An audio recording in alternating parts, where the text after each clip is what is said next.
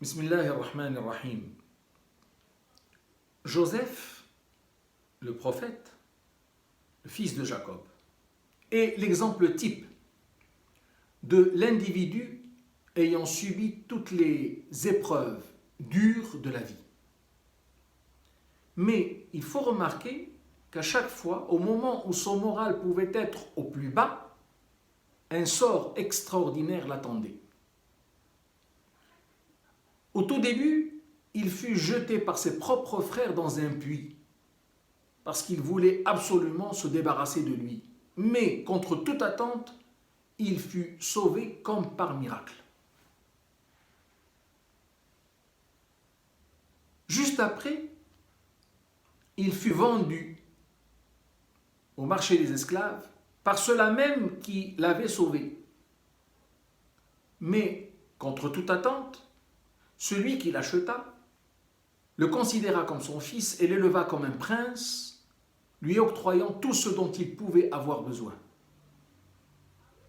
Dans une troisième épreuve, il fut mis en prison. Mais contre toute attente, encore une fois, il fut libéré et promu ministre du Pharaon. Il exerça alors un pouvoir que personne ne pouvait imaginer. Moïse fut livré au danger d'une manière tout à fait délibérée. Il fut jeté dans le Nil alors qu'il était tout bébé. Mais contre toute attente, il fut recueilli et sauvé par la personne qui voulait absolument l'éliminer. Il fut ensuite contraint à l'exil, avec l'espoir qu'il disparaisse à jamais dans le désert. Mais contre toute attente, encore une fois, il revint, auréolé du titre de messager de Dieu. Et la suite, tout le monde la connaît. Alors dans les deux cas cités, le destin s'avéra être diamétralement opposé à ce qui avait pu être souhaité, programmé par l'homme.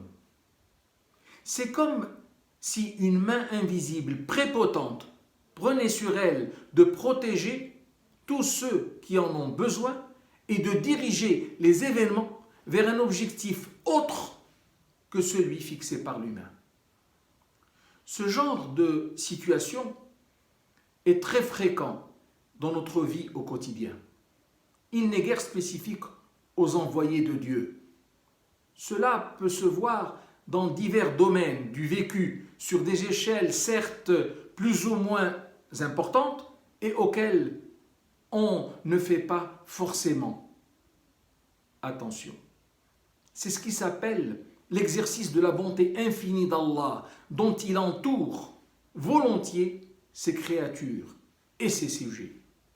Dieu révèle cet attribut extraordinaire qui lui est sien et qu'on appelle en arabe al-lutf.